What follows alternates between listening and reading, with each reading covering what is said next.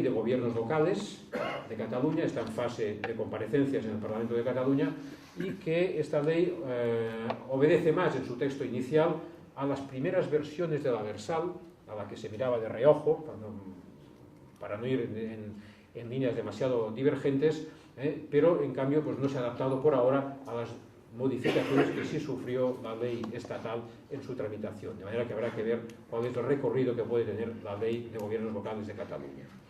Y en fin, las comunidades autónomas, algunas comunidades autónomas preocupadas porque su propia estructura territorial, su propia composición local, pues no se ajusta a las previsiones de la Versal, pues han adoptado ya algunas iniciativas. Por ejemplo, Castilla y León ha aprobado un decreto ley para, dice, medidas urgentes para la garantía y continuidad de los servicios públicos a la vista de la aprobación de la ley estatal, adoptando medidas urgentes para impedir que haya una ruptura en la prestación de los servicios públicos locales. Galicia también está tramitando un proyecto de ley con la misma intención y, en fin, no debemos olvidar de situar esta reforma en el contexto europeo más general.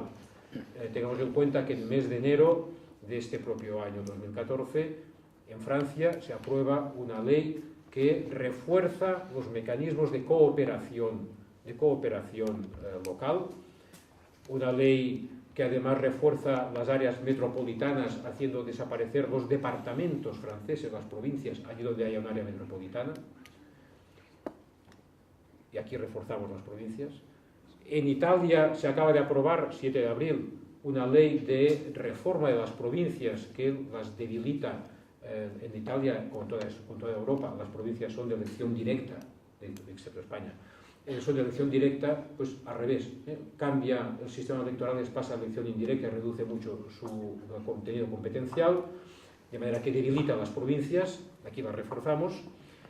El programa de gobierno que planteó el primer ministro Manuel Valls, francés, hace 15 días proponía la supresión de los departamentos de las provincias francesas en un plan de actuación de varios años, de manera que vamos en líneas probablemente distintas que las líneas que se están siguiendo en el conjunto de Europa, a pesar de que la iniciativa proviene de la famosa Carta Europea. Muchas gracias. Gracias, Tomás.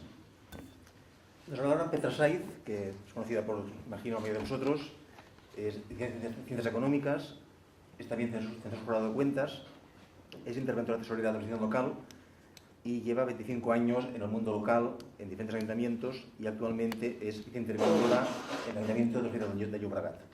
Es también, como bien sabéis, presidenta del Colegio de Secretarios, Interventores y Tesoreros de Barcelona y del Consejo de Colegio de Secretarios, Interventores y Tesoreros de Cataluña. Pedra, cuando quieras. Bien. Buenas tardes. Gracias al colegio, con el que me une una profunda relación desde hace muchos años. Y bueno, encantada de estar aquí en esta doble bicefalia, ¿no? Como interventora y órgano de control interno en mi organización municipal y como censor jurado de cuentas y también miembro de este colegio. Bien, en 20 minutos, que es lo que me han dado, voy a intentar hacer una pincelada de lo que supone en efectos prácticos la aplicación de la Ley de Reforma y Sostenibilidad de la Administración Local. Bien, como ha dicho el señor Font, el debate, ha habido en la Administración Local un debate histórico de necesidades de reformas en la Administración Local, de reforma del mapa municipal, de revisión del papel de las diputaciones, de la financiación municipal, prácticamente desde la aprobación de la Ley de Haciendas Locales, las medidas de reforzamiento de la autonomía local, la reestructuración, etcétera, etcétera. Es como consecuencia de esta crisis económica de que os he hecho mención y que saltan todos los ratios del Pacto de Estabilidad y Crecimiento en cuanto al déficit público y al endeudamiento del sector público en general, ¿no? De los tres subsectores que integran, que el Estado empieza a adoptar una serie de medidas que además en la administración local vienen, entran bien en la ciudadanía como consecuencia de una percepción que esta ciudadanía tiene de un malbaratamiento de los recursos públicos, hay una cierta desafección ciudadana, sale en la prensa pues que tenemos inversiones desproporcionadas, aeropuertos muy grandes, muchos polideportivos, etcétera, etcétera. O sea que es algo que se vende bien, ¿no? Por el gobierno. Entonces es cuando aparece esta ley que yo avanzo, que bajo mi punto de vista es una ley que es muy recentralizadora, ¿no? Vuelve a unos orígenes de lo que sería la administración local, bastante anteriores al año 85, cuando se aprueba dicha ley de bases, ¿no?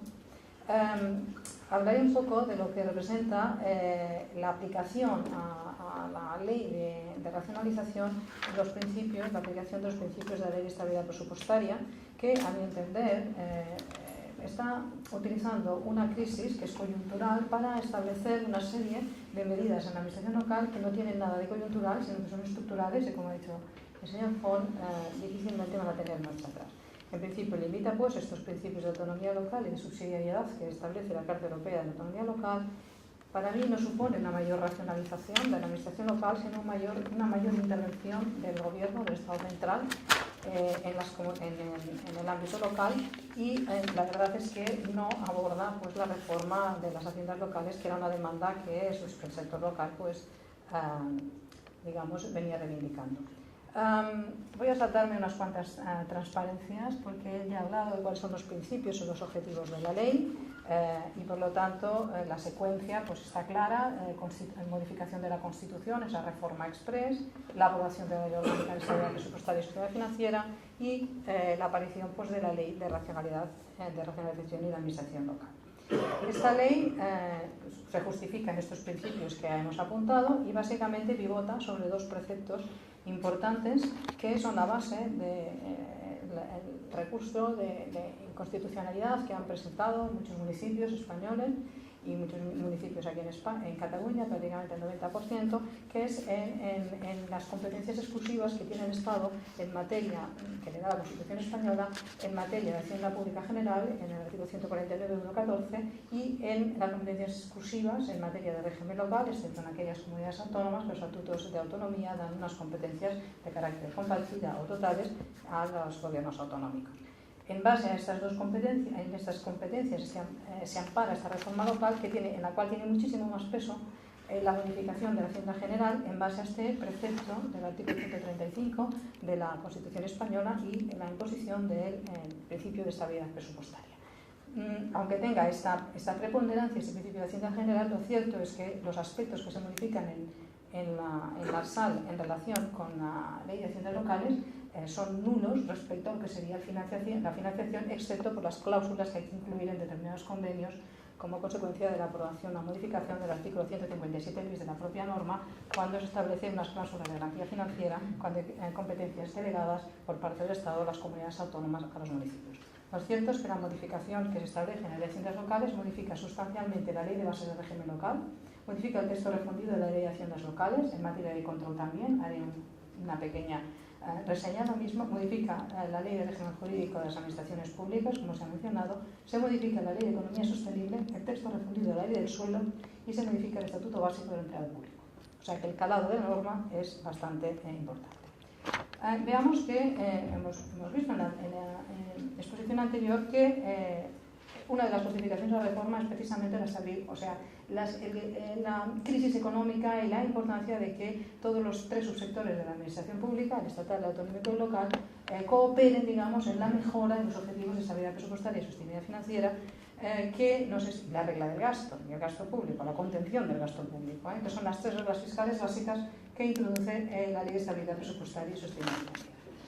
En cuanto a la estabilidad presupuestaria, os he puesto aquí una gráfica en el peor momento de la crisis, partiendo de años de superávit anteriores al 2008, el Estado tenía un cumplimiento de una estabilidad presupuestaria negativa, un desequilibrio presupuestario de un 11,2% del PIB, cuando el Pacto de Estabilidad y Crecimiento establecía exclusivamente un 3% como máximo para el conjunto de un Estado, ¿no? En ese momento, en el peor momento de la crisis, el incumplimiento por parte de las corporaciones locales era de un 0,6%. Ven ustedes ahí el serial, ¿no? De todos estos años son datos elaborados, puestos aquí en un cuadrito a partir de las estadísticas publicadas por el Banco de España, o sea, datos objetivos, ¿no? Para el 2013, en la segunda reforma o recálculo de los objetivos que realiza el Gobierno, se preveía un incumplimiento de la estabilidad de un 6,5%. Y ahí se preveía que las corporaciones locales tenían que estar en una situación de equilibrio presupuestario, es decir, de cero. La situación real de los últimos datos presentados por el Ministerio es que las corporaciones locales no solo no han cumplido o han excedido, tienen una estabilidad presupuestaria positiva de un 0,41% del PIB nominal. Cuando la Administración Central y la Administración Autonómica pues tienen ustedes ahí los datos y estamos a un 6,62% de estabilidad presupuestaria negativa, y si añadimos las ayudas a la banca pues nos situamos en un 7,08. Pues el motivo del incumplimiento de la estabilidad presupuestaria de los municipios no parece ser que sea la causa que justifique la amplitud de esta reforma. Algo parecido sucede con la evolución de la deuda pública. Esta evolución de la deuda pública en el ejercicio 2013 asciende a 41.485 millones de euros para los municipios, que es un 4,1% del PIB nominal.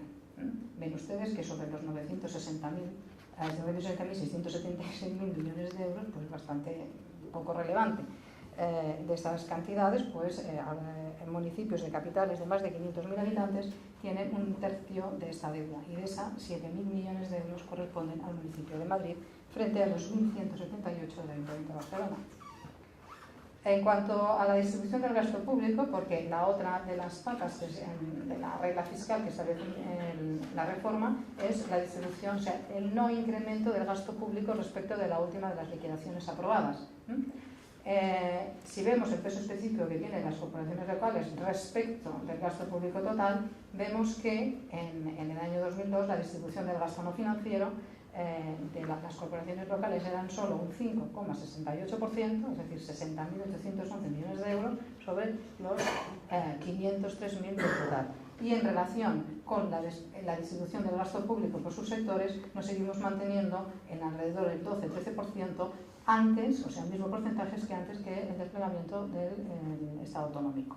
Por lo tanto, parecería ser que estos tres aspectos de estabilidad presupuestaria, sostenibilidad financiera y regla del gasto no serían aquellos indicadores que justificarían una reforma del calado que tiene ahora, digamos, esta de la Ley de Reforma y Sostenibilidad Local.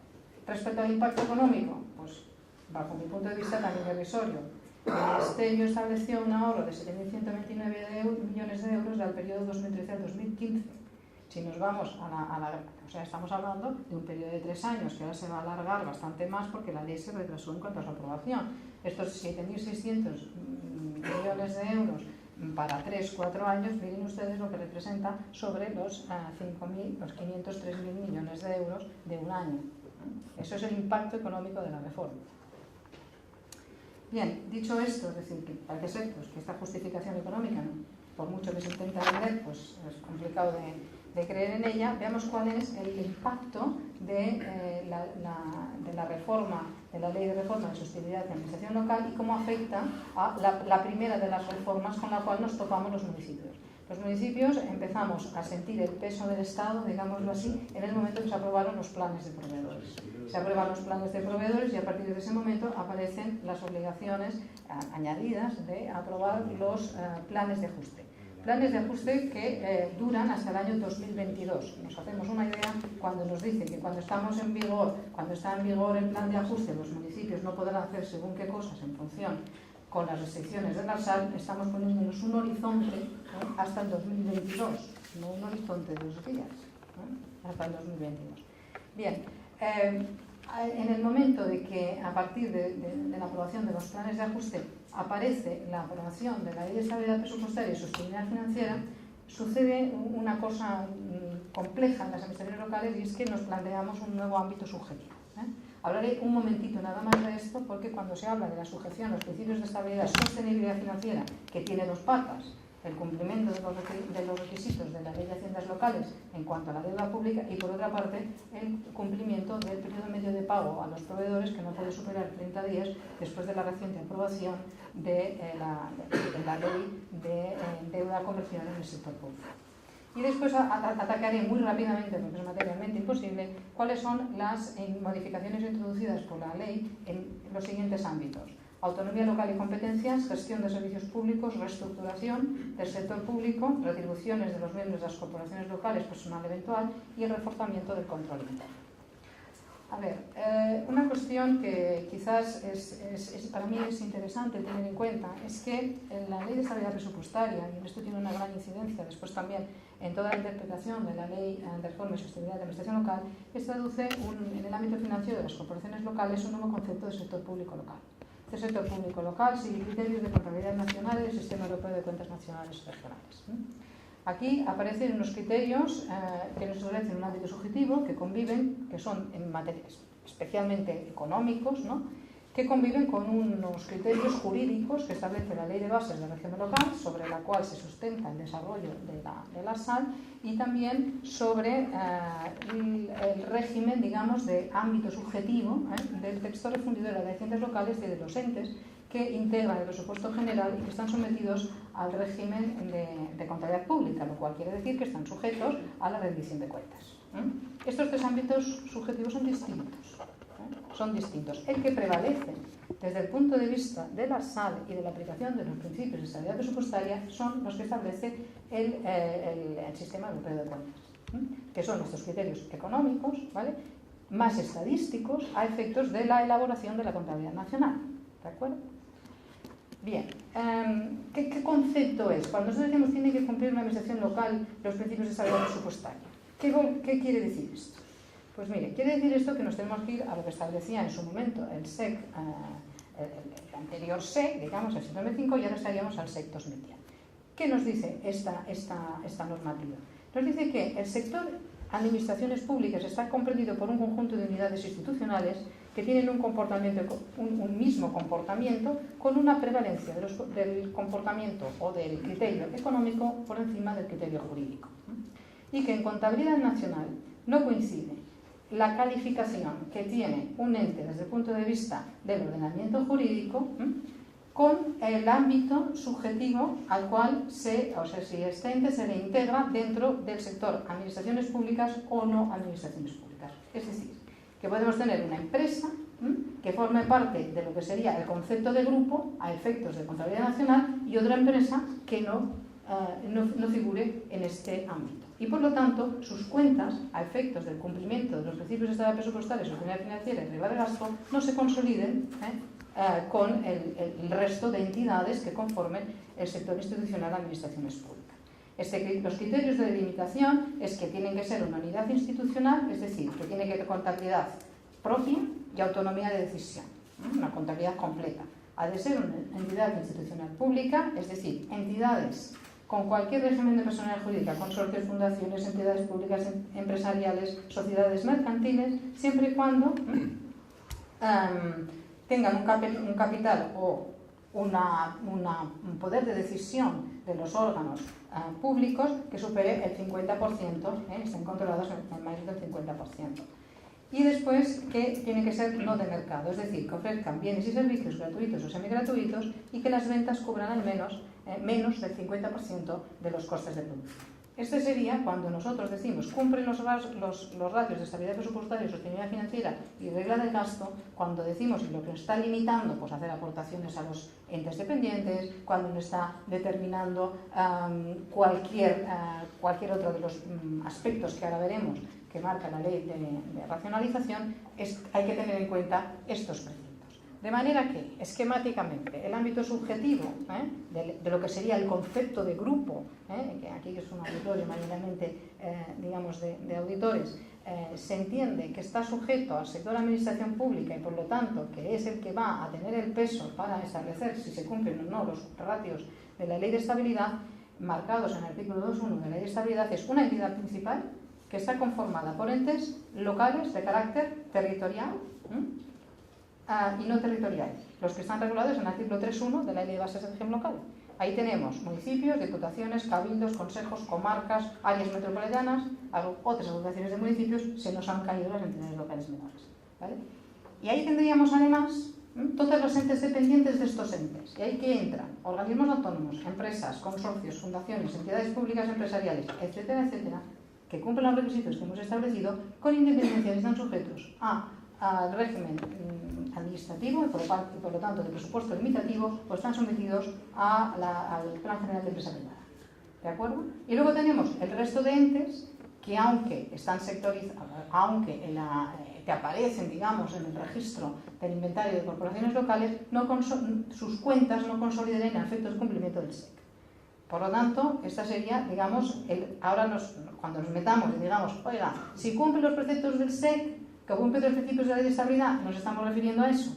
No nos estamos refiriendo solo al ayuntamiento, o a la diputación o al área metropolitana, sino a los entes dependientes que cumplen estos requisitos. Bien, ¿qué nos marca qué nos marca 10 minutos? ¿No? ¿Perdón? 10 minutos? Més o menys. Vale. Voy a pasar rapidísimo. Ha hablado ya el doctor Font de a qué afecta a la autonomía local. Bien, en cuanto a las competencias de los entes locales, en principio, cualquier actividad del ente local, es decir, voy a hacer un contrato nuevo para una concesión administrativa para una escuela Bresol. Una escuela, no guardería. Lo primero que me tengo que plantear es si es competencia propia, si es competencia delegada o si es competencia impropia. ¿Vale? O sea, y a partir de ahí ir aplicando los preceptos de estabilidad tal como están marcados en la ley. No puedo entrar en estas cuestiones porque es detallado y tal, pero sí que tenemos que tener en cuenta que para hacer cualquier competencia que no sea propia o sea competencia delegada, solo se pueden ejecutar en una administración local si se cumplen los principios de la ley de estabilidad presupuestaria y no se pone en riesgo la sostenibilidad para el conjunto de la hacienda local, con unas prevenciones y unas limitaciones de control que requieren informe vinculante de la administración competente en la materia, de la administración de tutela financiera y que no hay ejecución simultánea con otra administración pública. ¿De acuerdo? Bien, en cuanto a los servicios mínimos, hay una limitación también en cuanto a los servicios mínimos.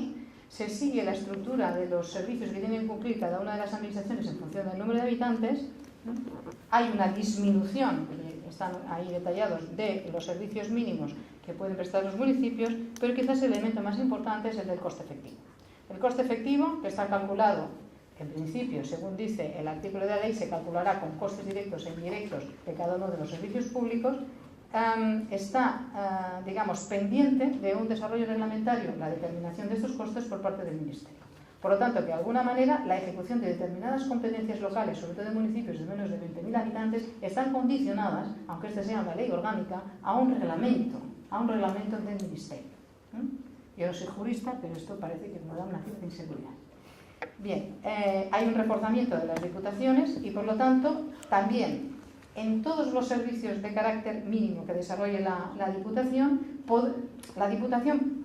propondrá al Ministerio, para los municipios de menos de 20.000 habitantes, con la conformidad de los municipios, una fórmula de gestión compartida. Es decir, que en Lleida va a quedar Lleida Capital y Tárrega para prestar servicios a los municipios. El resto de los municipios, la Diputación, en principio, según la litera de la norma, tendrá que revisar cuál es la forma de gestión compartida que sea más idónea y, por lo tanto, al hacer esta propuesta al Ministerio, si el Ministerio le parece bien, ¿vale? Entonces pues la prestará la Diputación como quiera. Bueno, no quiero ni pensar lo que esto va a suponer en cuanto a si esto se llega, yo creo que esto va a ser complicado otra vez, pero recojan ustedes todos los contratos de concesiones administrativas, las formas de gestión de los distintos ayuntamientos, las meten todas en un saco, indemnizan a los contratistas, no sé qué, buscan una forma de gestión que hipotéticamente tenga un coste efectivo más razonable. El municipio, si puede probar delante de la Diputación que puede prestar el servicio en coste inferior menor, pues puede salirse de esta historia, ¿vale? Si no, se lo va a prestar la Diputación.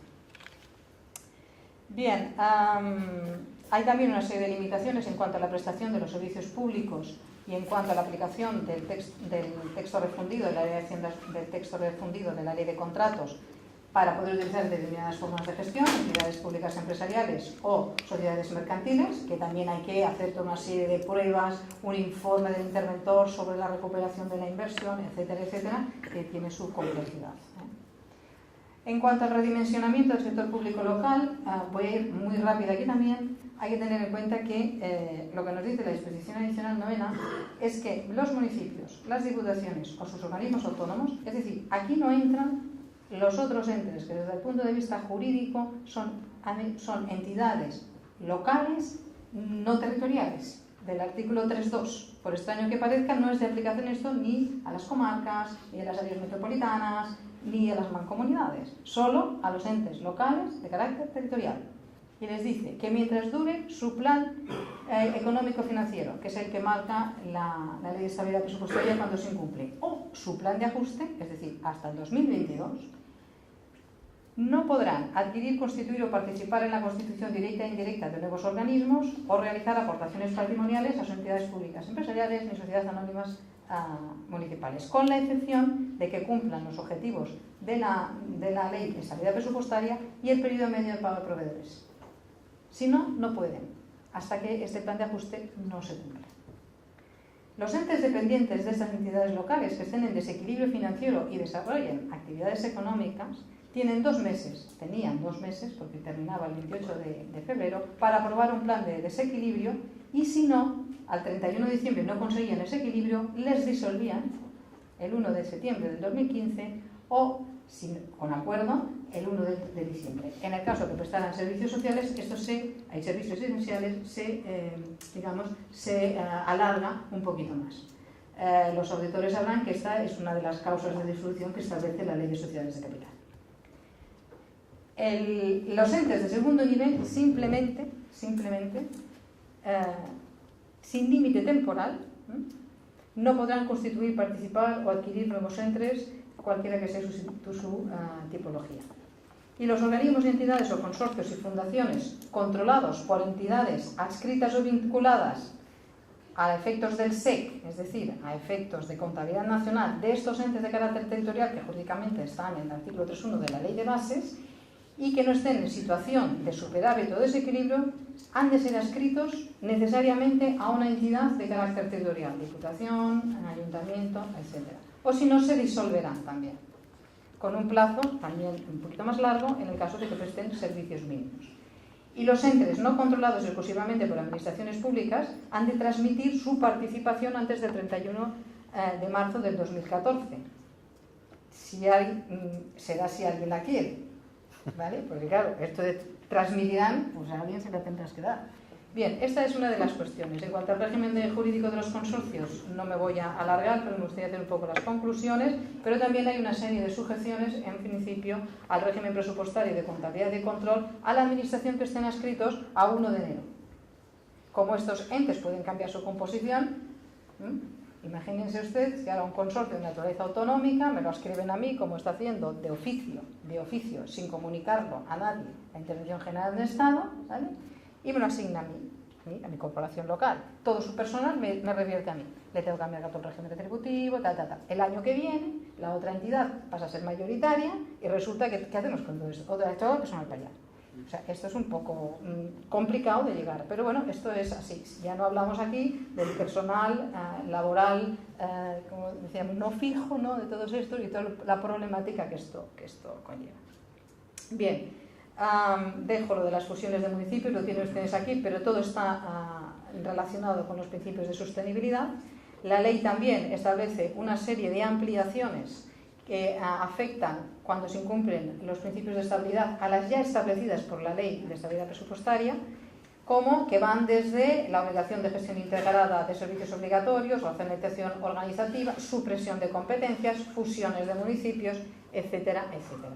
Esta es la importancia que se da a los preceptos económicos, que incluso se rebaja al Pleno, que es el máximo órgano representativo de la administración local, respecto de la aprobación de los presupuestos y respecto de las aprobaciones de aquellos acuerdos que tengan que ver con actividades relacionadas con aprobaciones de plan de ajuste, etcétera, etcétera, que ya no necesitarán que vayan a ser aprobados por el Pleno, sino simplemente por la Junta de Gobierno y después ratificados por el Pleno, cuando tengan contenido económico. O sea, la preponderancia por encima, digamos, de lo que sería el máximo órgano decisorio y democrático de las corporaciones locales, se pasa a un órgano de segundo orden, como son las juntas de gobierno. Bien, hay también todo un régimen de retenciones de a cuenta de los anticipos, de liquidaciones, participaciones y tributos del Estado, si no se rinden cuentas. Esto ya venía de la Ley de Economía Sostenible. Y luego también hay una cuestión que se rompe por una vez el efecto que se tiene con los ingresos afectados de patrimonio público de suelo, que se pueden destinar al pago a proveedores. Bien, en cuanto a las novedades respecto al control interno, yo entiendo que la ley sigue sin presentar bien cómo se define el control interno.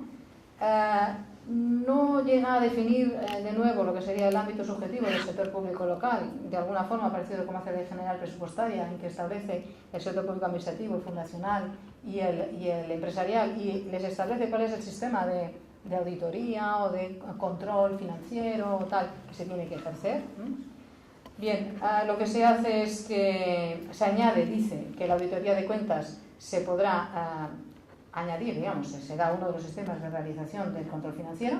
Esto lo estamos haciendo ya los ayuntamientos, porque aprobamos los planes de auditorías que estamos utilizando ya, digamos, la auditoría de cuentas en estos casos. La sindicatura de cuentas, además, también nos las requiere en los organismos dependientes. Y luego hay algunas cuestiones que se modifican también en cuanto al régimen de resolución de discrepancias entre los acuerdos, los informes de los interventores, preceptivos y no vinculantes, y las facultades del plenario municipal. Termino ya, y voy muy rápido. Para mí, las principales incertidumbres, que fueron una de las cuestiones que se me pidieron aquí, que tienen incertidumbres y problemas que tiene de aplicación práctica. Bien, para mí, una de las principales cuestiones es la incertidumbre. Es decir, la Ley Orgánica de Estabilidad Presupuestaria del 2012 ha sido modificada por 1, 2, 3 leyes orgánicas y un Real Decreto Ley en lo que va de temporada. Ha sido desarrollada por una serie de normas de obligaciones de suministro de información, de metodologías para el desarrollo de los cálculos de las tendencias de ingresos y gastos, para los procedimientos, responsabilidades e incumplimiento de la Unión Europea, etcétera, etcétera. Continuamente esa ley se está modificando. Eso no es grave porque le obliga a estar al día, ¿no? El problema es que la complejidad es tal, es que estamos continuamente emitiendo notas desde el Ministerio de Hacienda y Administraciones Públicas interpretando unas leyes orgánicas. Por lo tanto, no sabes muy bien muchas veces a qué tienes que atener.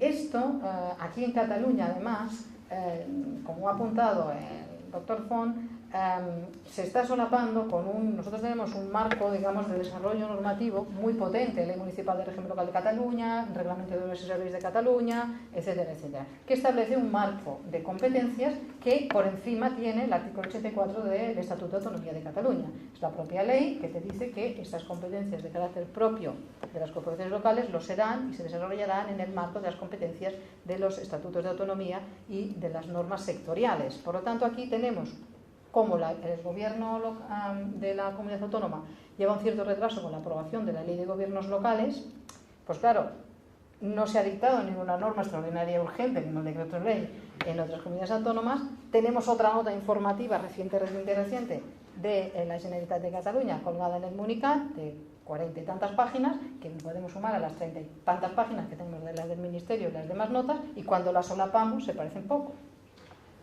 Por lo tanto, el interventor encima de la mesa, cada mañana dice, bueno, esto es competencia propia, esto es impropia, tengo ley sectorial, no tengo ley sectorial, puedo interpretar que esta materia es del ámbito general que me establece el Estatuto de Autonomía, no lo es, ¿qué hago con ello? Propuestas de actuación en mi corporación local o en la de cualquiera. Hagan ustedes un inventario de las actividades de los servicios que lleva a cabo la entidad local. Identifique si son competencias propias, delegadas, impropias, actividades económicas, ¿qué son? Busque el encaje en las competencias en el Estatuto de Autonomía y en la legislación sectorial. Veamos si el mantenimiento de la titularidad de las competencias no se pronuncia en contra del legislador autonómico, podemos seguir considerando que son propias y por lo tanto podemos seguir ejerciéndolas. En el caso de las competencias delegadas hay que revisar todos los convenios y ver qué pasa con la cláusula de garantía. En las competencias impropias, bien, habrá que ver la adaptación de la disposición adicional 9ª, los instrumentos de cooperación y cómo encajan en el 7.4. Si tenemos estabilidad, cumplimiento de estabilidad presupuestaria y sostenibilidad financiera, adelante. Los municipios que no tengan esa sostenibilidad financiera no podrán ejercerlas. Bien, y luego estaría el tema de la evaluación de los costes de los servicios. Estaría bien que nos pusiéramos a ver cuánto nos cuestan las cosas antes de que el Ministerio, por lo menos cuando llegue la norma, la orden, sepamos si está bien, está mal o esto encaja o no con nuestros esquemas, ¿no? Bien, concluyo ya. Para mí, las modificaciones de la ley de bases y las competencias locales han sido ciertamente precipitadas y excesivamente pivotando en una situación de crisis económica. Hay un importante retroceso de la decisión política de los municipios, de este principio de autonomía local y de subsidiariedad, que nos reconoce la Carta Europea de Autonomía Local. Hay un problema también de vuelta y de involución de las funciones de los funcionarios de habilitación de carácter estatal, aunque ahora nos llaman de carácter nacional. En muchos casos, la obligación que nos establecen de remitir cuentas y de emitir los informes a la Intervención General del Estado, en el artículo 213, para mí no tiene justificación, porque nosotros no dependemos ni orgánica ni funcionalmente de la Intervención General del Estado. La remisión de cuentas al Tribunal de Cuentas con todos los informes, a ver, habrá corporaciones que lo hagan y otras que no, pero normalmente las corporaciones locales que rinden cuentas llevan todos los informes del artículo 218 y del 219 en cuanto a las actuaciones que, por lo menos, ayuntamientos que tienen una cierta capacidad de gestión, ¿no? Bien, los problemas de aplicación y los riesgos de ejecución, evidentemente, que ya avanzaba la recomendación del Consejo de Ministros de la Unión Europea cuando se presentó el programa de reforma del Reino de España, pues realmente yo creo que se van a dar, ¿no?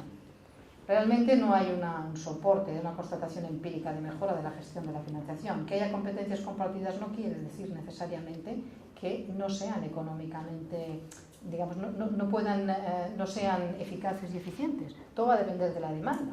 Si mantenemos la demanda y entre dos organizaciones, las dos entidades públicas o dos administraciones se van prestando con la misma finalidad al final, no veo yo por qué tiene que ser ineficiente. ¿Que puede haber una cierta ineficiencia? Sí, pero que no obligatoriamente eso, digamos, por sí mismo va a mejorar la gestión. Ya les he apuntado el tema este de que lo realice la Diputación de Barcelona, los problemas que van a llevar.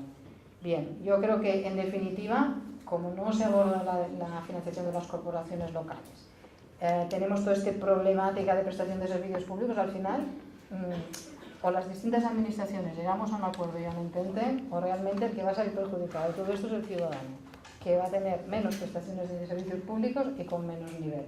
Muchas gracias.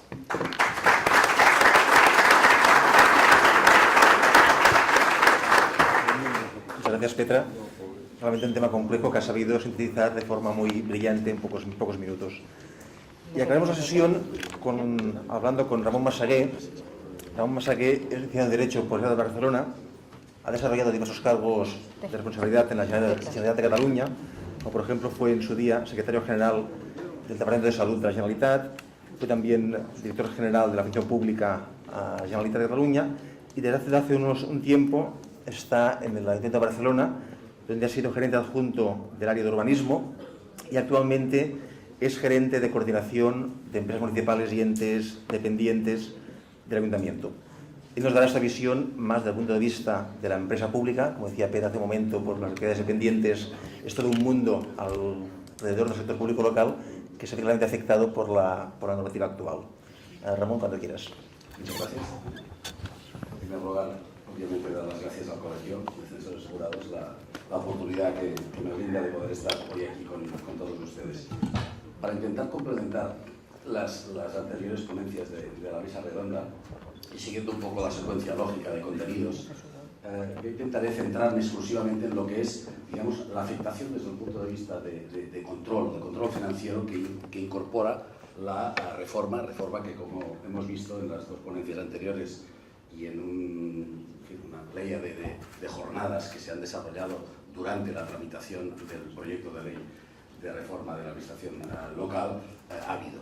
Hay una coincidencia básica, absolutamente, de la presunta o más que presunta inconstitucionalidad de múltiples preceptos que incorpora esta ley. De aquí estos recursos de constitucionalidad presentados realmente con mucha solvencia jurídica y que todo hace desear de que haya una sentencia lo más rápido posible para poner, digamos, coto a lo que diríamos ahora en este momento una disfunción muy importante en la interpretación tan dilatada entre una ley orgánica e instrucciones o órdenes ministeriales que van interpretando diariamente, no, pero semanalmente sí, algunos de estos preceptos, y esto es absolutamente insólito.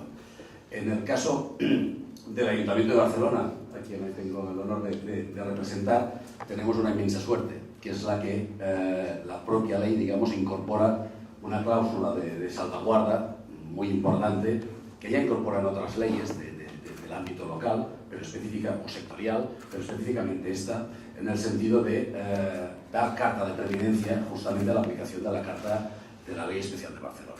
Esto nos da una cobertura y en este sentido una cierta seguridad, a diferencia de otros municipios en los que realmente la problemática que se va a originar, que se está originando ya en este momento, realmente es muy importante. Aparte, y por esto, digamos, para sintéticamente que veamos cómo ha sido, digamos, un poco la evolución última del ayuntamiento en cuanto a lo que son, digamos, sus entes dependientes, que sería un poco el área en la que hoy yo ejerzo la responsabilidad municipal, se ha venido haciendo respecto a las cuestiones de auditoría externa o de control interno. Un poco en este sentido, ponerles en antecedentes más o menos recientes, digamos, a partir del año 94, donde ya existía, como decía la señora Saiz, ya la tradición, digamos, de incorporar auditorías externas individuales en el caso de, sobre todo, de sociedades anónimas, de empresas municipales, mayoritariamente de accionariado de titularidad municipal y con participación mixta. Ya en el año 94, insisto, eran auditorías internas, pero externas, pero individuales. Es decir, no había una visión global del grupo, entre comillas, o del holding municipal. Desde el 94, estas auditorías externas individuales y consolidadas se pasan, digamos, ya a una única firma auditora. Al momento de hacer el concurso, se globaliza, digamos, la actuación, seleccionada mediante concurso público, como no podía ser de otra manera. La propia ley de la Carta Municipal obligaba ya desde el año 2006 a esta realización de auditorías externas individuales y consolidadas también para el Grupo Ayuntamiento de Barcelona. Luego veremos un poco cuál es el concepto Grupo Ayuntamiento de Barcelona. La Ley 27 de 2013 de Racionalización y Sostenibilidad ya obliga a la auditoría de cuentas anuales bajo el control de la Administración local adscrita. En el año 94, que es cuando nos situamos, estábamos hablando de 26 entidades las que tenían, digamos, este concepto para las auditorías, con una distribución en 12 organismos autónomos locales, 7 sociedades anónimas en las cuales el capital estaba suscrito y titularizado íntegramente por el ayuntamiento, 6 sociedades anónimas mixtas y una sociedad anónima estatal en este momento en liquidación. En antecedentes, tipologías de entidades municipales que teníamos, las de 100% municipal, organismos autónomos locales, las entidades públicas empresariales, las sociedades anónimas, en este caso también las de titularidad completamente 100% municipal, o las mixtas, los consorcios en la condición de participadas, las fundaciones en condición de participadas y las asociaciones también en condición de participadas. Veamos que en esta nomenclatura incorporamos, digamos, una pléyade, también una cierta galaxia, una mini galaxia, digamos, de sector público local dependiente, un poco en la clasificación que antes nos mostraba la señora Saiz en cuanto a estos entes dependientes municipales. La normativa contable, bueno, las aplicables en cada momento según, digamos, el aspecto subjetivo, los organismos autónomos a partir de la instrucción de contabilidad de administración local, las entidades públicas empresariales por el plan general, las sociedades anónimas por el plan general, los consorcios por la misma instrucción y las fundaciones y asociaciones por el plan de contabilidad adaptado a cada una de ellas. En la actualidad, y esto es un poco, digamos, un pasaje muy rápido de dónde veníamos y dónde estaríamos en este momento. Por procedimiento restringido se licita esta auditoría globalizada con una serie de requisitos. Yo solamente destaco los del último pliego de contratación, la acreditación de una cifra mínima de negocio de 5 millones de euros anuales durante 3 ejercicios, el hecho de haber acreditado la realización de servicios de auditoría financiera durante los 3 últimos años a comunidades autónomas y o ayuntamientos y entidades dependientes de población mínima de 100.000 habitantes. Relaciones estos preceptos, estos conceptos con la intervención anterior de la señora Neuscolet, que decía lo de la experiencia. En este caso, digamos, esto estaría puesto en los apartados de solvencia técnica, entendiendo, digamos, que estos serían criterios, digamos, o parámetros que indicarían esta solvencia técnica de las firmas de auditoría que pueden afrontar este grupo.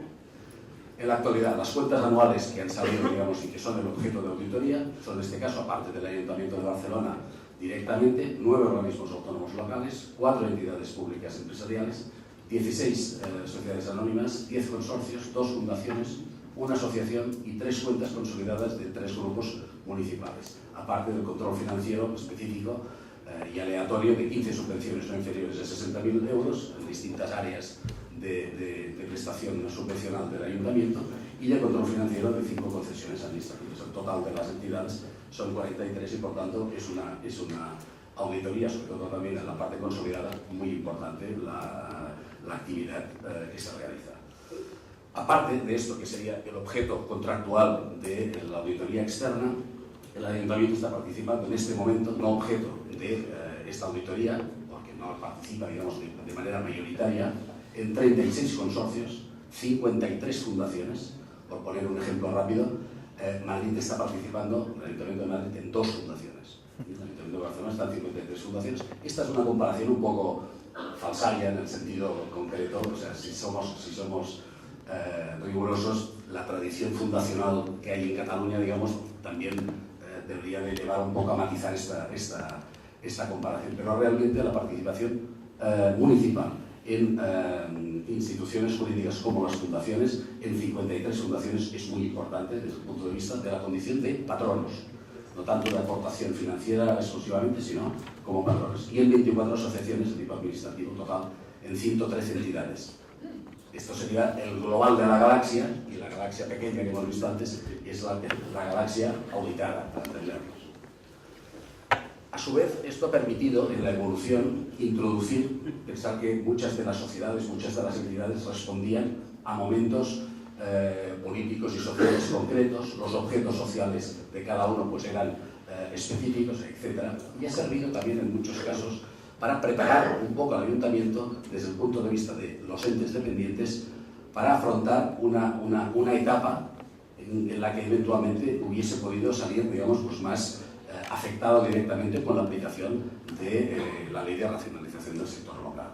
En este sentido, digamos, se revisaron todos los estatutos de las entidades para dejar claro, digamos, que a nivel autónomo, a nivel de cada persona jurídica, no había una autorización genérica como así sucedía estatutariamente en algunas de ellas, por ejemplo, para endeudamientos financieros, digamos, autónomos, cuando esto afectaba directamente a la hacienda municipal. Esto queda suprimido y queda, digamos, con cláusulas estándar en todos los estatutos de las entidades en las que los endeudamientos financieros están o prohibidos o sometidos a autorización, lógicamente, del propio plenario municipal. Así como la creación o participación en otras personas jurídicas, también, como hemos visto, ya prohibido por la nueva ley, de tal manera que se establece, por decirlo así, un control desde el propio ente al cual están adscritos estos entes, que es el propio Ayuntamiento. Obviamente las cláusulas estatutarias de control introducen directamente también, y en este sentido se homogeneizan todos los estatutos en lo que, una obviedad, pero que realmente en algunos de los estatutos no era exactamente así, de que los servicios de secretaría de las sociedades se ejercen desde la Secretaría General del municipio. Igualmente la intervención de las entidades estarían ejercidas tanto por la Secretaría General como por la propia intervención general del Ayuntamiento. Estas cláusulas estatutarias de control han venido, digamos, de alguna manera ya a proyectar este control interno de del propio holding, del propio Ayuntamiento de Barcelona respecto de sus entes participados. Piensen que tener una playa de 113 entidades con esta distribución jurídica y de esta complejidad, con objetos sociales absolutamente diversos, conllevaba realmente a una heterogeneidad compleja desde el punto de vista del control financiero, y ha habido que hacer este esfuerzo de homogeneización para poder prevenir en muchos casos pues, actuaciones que no respondían a lo mejor a lo que era una política pública específica del Ayuntamiento. Asimismo, se ha introducido, por ejemplo, la obligación de contratar servicios de auditoría externa con la misma firma auditora que audita el Ayuntamiento, de tal manera que la auditoría externa es para todo el grupo, como hemos visto, para las 43 entidades dependientes, incluyendo, lógicamente, el propio Ayuntamiento. Fusión, escisión, disolución y modificaciones estatutarias, siempre, en todo caso, tienen que ser ratificadas por el plenario municipal, cosa que tampoco parecen obviedades, pero tampoco estaba así previsto en muchos de los estatutos vigentes en algunas de las entidades dependientes del propio Ayuntamiento de Barcelona. Con lo cual, se ha logrado, de alguna manera, poner en un control homogéneo lo que podían ser eventuales actuaciones de algunos de estos entes dependientes que, a pesar de estar participados mayoritariamente por el Ayuntamiento y, sobre todo, porque se produce a mi modo de ver, una cierta distorsión, cuando muchos, en el caso, por ejemplo, de las empresas municipales o de las sociedades de capital, en muchos de los casos los consejos de administración son reflejo directo del arco político, digamos, de la propia corporación municipal, del propio consistorio. De tal manera que en algún momento se logra confundir directamente la función de un consejero, de un administrador en una empresa como miembro del Consejo de Administración, con su posición política dentro del plenario. De tal manera que, bueno, pues se están dando casos complejos desde el punto de vista incluso mercantil de formular cuentas en una sociedad y no aprobar las cuentas en el plenario. Bueno, son distorsiones absolutas que pueden llegar a producir situaciones pues, de distorsión y patológicas para la compañía, para la sociedad, cual puede ser, por aplicación de la ley, pues la no inscripción en el registro mercantil y, por tanto, no tener acceso a partir de aquel momento, con una no aprobación de las cuentas, determinadas actuaciones de la sociedad, ¿no? En este sentido, también la política municipal viene a cubrir este ámbito en el sentido de ir dando un poco, de ir entrando en una cierta pedagogía interna de que los consejos de administración tienen que actuar lógicamente, digamos, en la condición de tal y no tener siempre un reflejo automático o prácticamente instintivo de la propia composición política, de la distribución política del plenario y por tanto hacer la función concreta que corresponde a los consejeros en una sociedad.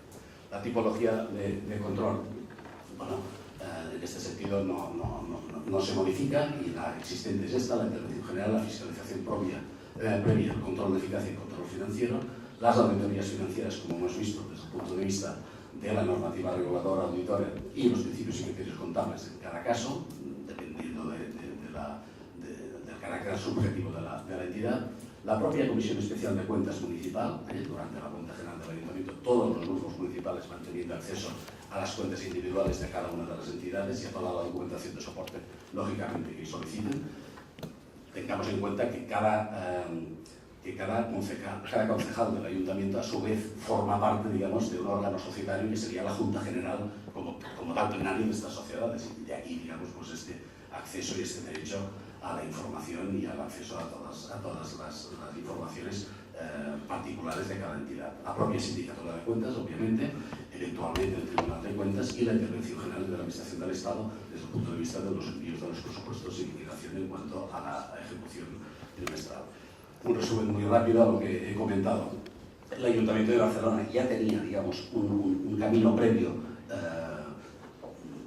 ensayado, estaba, digamos, preparada para una aplicación tan traumática como es la que incorpora la ley que hemos visto, digamos, en las dos intervenciones anteriores del doctor Font y de la señora Saiz, en el sentido de que, de alguna manera, ya se han hecho unos pasos, por ejemplo, durante el año 2013, de hacer una operación importante de fusión por absorción de algunas de estas empresas, desde el punto de vista de recuperar, eliminar algunas de estas sociedades cuyos objetos sociales habían quedado de alguna manera ya cumplidos, estaban haciendo una función, digamos, prácticamente sinérgica. Casos de algunas sociedades conocidas en el ámbito de Barcelona, como ProExample, como Pronova, Pronovaris, algunas de las sociedades que eran sociedades inversoras concretas de distritos del ayuntamiento, que venían a ser, digamos, sociedades de promoción pública, de promoción económica, inversoras a su vez de los distritos municipales, algunos de ellos pues, con una media de 150.000 habitantes aproximadamente. De tal manera que lo que se ha hecho ha sido todo este proceso de fusión por absorción, incorporando, digamos, y unificando la actividad de promoción inversora de la ciudad a todo el ámbito de la ciudad, suprimiendo estas, digamos, entidades de segundo nivel que tenían un ámbito territorial de actuación concreto y circunscrito a los distritos. De tal manera que en este momento, si fuera de aplicación en este sentido, la ley nos obligaría, digamos, a hacer esta racionalización y en algunos de los casos, obviamente, ya estaría hecha. Dicho esto, también bueno, esta segunda fase, digamos, tiene que aplicarse, lógicamente, y un poco hay un plan previsto de cierta racionalización en este sentido, sobre todo en relación a las fundaciones. En el caso de los consorcios no se puede acometer de manera rápida, digamos, o tan precisa como se puede hacer con las propias sociedades públicas, las sociedades municipales, las sociedades anónimas, porque muchos de los casos son consorcios legales consorcios que figuran ya también en la propia Carta Municipal y, por tanto, como ley autonómica, como ley estatal, ley del Congreso de los Diputados, y preferiría, digamos, pues una transformación más compleja desde el punto de vista jurídico y administrativo. Pero en el caso de las fundaciones, la idea es aproximadamente desaparecer de la condición de patronos, como patronos en estas fundaciones, en los próximos 3 años y reducir la presencia como patronos del ayuntamiento aproximadamente a unas 10 fundaciones. Es decir, en estos 3 próximos años, digamos, va a ser paulatina la salida en condición de patronos de estas fundaciones y, a pesar de ello, digamos, ello no quiere decir que el ayuntamiento no siga teniendo relación convencional, de soporte financiero, de lo que sea, con aquella fundación en concreto, pero a partir, digamos, pues de convenios o de aportaciones plurianuales, pero nunca en la condición de patronos. Todo ello también no se les escapa, para proteger lo que sería el perímetro, entre comillas, consolidable del Ayuntamiento de Barcelona. Esto sí, a raíz, digamos, ya no tanto de la ley de racionalización, sino de la propia ley de estabilidad presupuestaria, que en este sentido podía presuponer un riesgo financiero importante. Dicho liso y raso, y para finalizar mi intervención, de alguna manera, toda la aplicación de la ley de racionalización viene ya muy soportada por unos pasos anteriores del propio ayuntamiento. Me estoy refiriendo sobre todo a los últimos 5 o 6 años, en los que se ha hecho un esfuerzo racionalizador muy importante y nos coge entre la cláusula de salvaguarda del artículo concreto que la propia ley incorpora como de aplicación directa a la propia Carta Municipal, más este esfuerzo racionalizador en un supuesto, digamos, pues no diré confortable, pero relativamente cómodo para afrontar es la parte de control financiero que está incorporando esta nueva ley y las distorsiones que hemos visto rápidamente que se pueden dar. Dicho esto, también el soporte tanto a la Asociación Catalana de Municipios como a la Federación del Ayuntamiento ha sido absoluto, en el sentido de aportar argumentario y colaboración en lo que ha sido la presentación de los recursos constitucionales. Muchas gracias.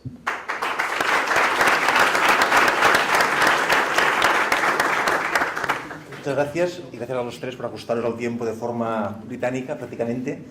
Por tanto, si nos permite el presidente de la clausura, si hay un par de minutos para alguna pregunta o comentario, pues estamos aquí para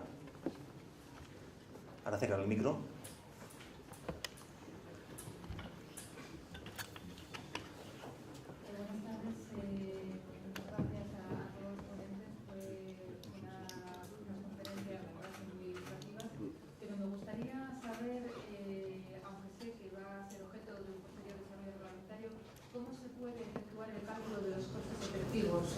Costes directos e indirectos.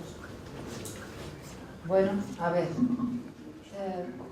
yo el otro día estuve en el Instituto de Estudios Fiscales en unas conferencias que organizaron y había muchos miembros de la Intervención General del Estado. Voy a poner de manifiesto lo que yo veo en esto, ¿no? Yo cuando me leí hace ya unos meses la Instrucción de Contabilidad para la Administración Local, que entra en vigor el 1 de enero del 2015, vi que habían trasladado los criterios de determinación, digamos, de los costes de una forma muy parecida a la que tiene la Administración General del Estado en su plan de contabilidad.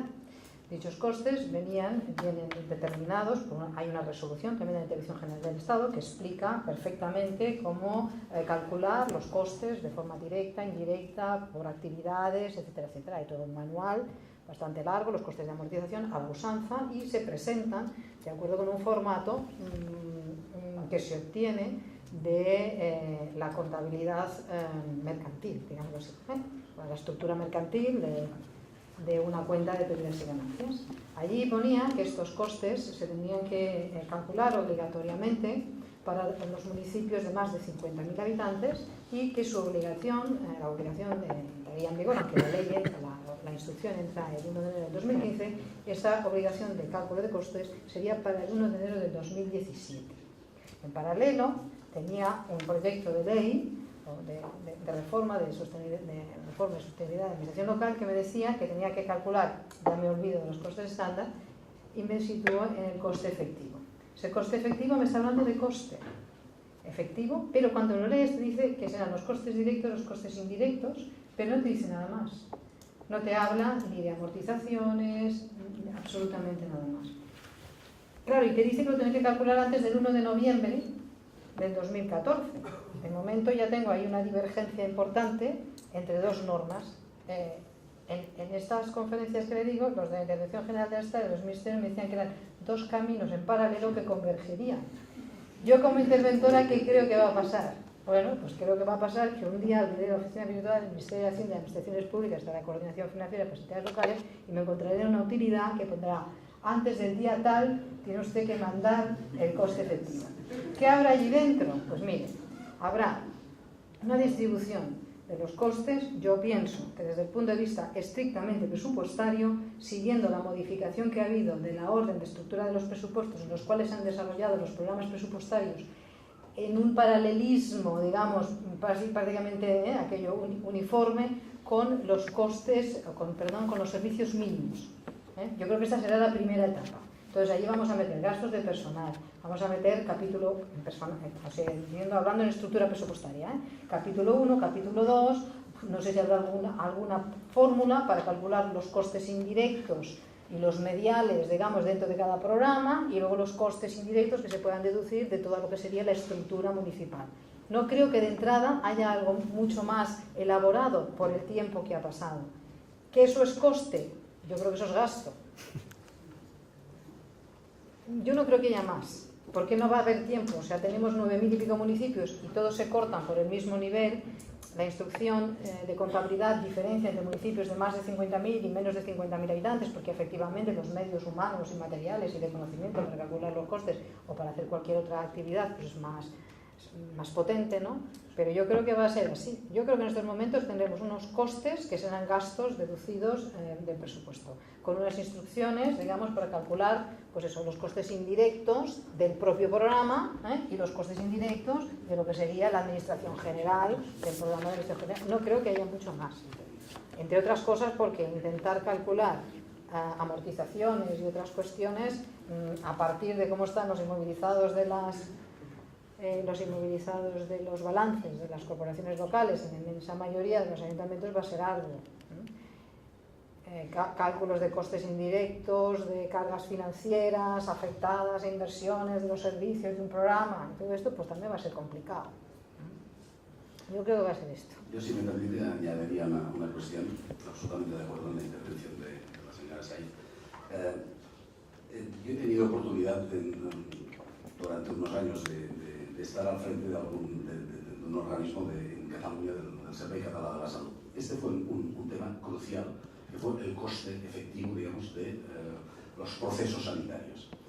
Yo solo no le puedo decir ni si lo hicimos mal, ni bien, ni regular, pero tardamos 11 años en llegar a un acuerdo de todo el sector sanitario en lo que eran, digamos, yo diría el 90% de los actos sanitarios, de los procesos quirúrgicos de primaria, para evaluar efectivamente el concepto del coste.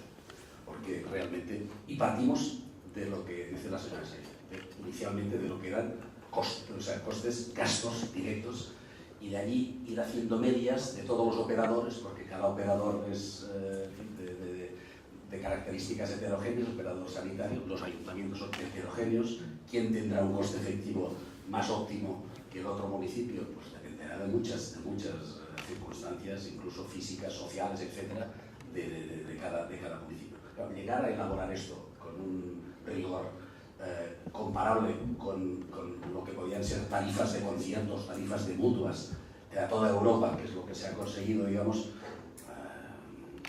es un proceso ingente, y de 1 de noviembre de 2014, vamos, o sea, se puede llegar a una simulación absoluta y decir, oiga, entendamos que el coste es este. Bueno, pues es una convención. Tiene mucha relación la forma de prestación del servicio.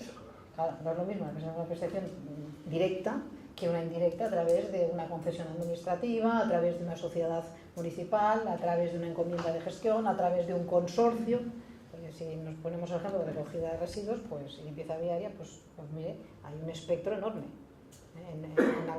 En algunas zonas, más del interior de Cataluña, por ejemplo, pues actúan los consejos comarcales, que a su vez pues tienen contratos con empresas privadas mediante concesiones administrativas. en otros municipios pues lo barren ellos, por decir algo, si son pequeñitos, y en otros más grandes pues es el ayuntamiento que tiene una contrata con una de las grandes empresas del sector. Entonces aquí pues uno pondremos el coste del contrato. No sé, ¿me entiendes? Va a ser bastante complicado.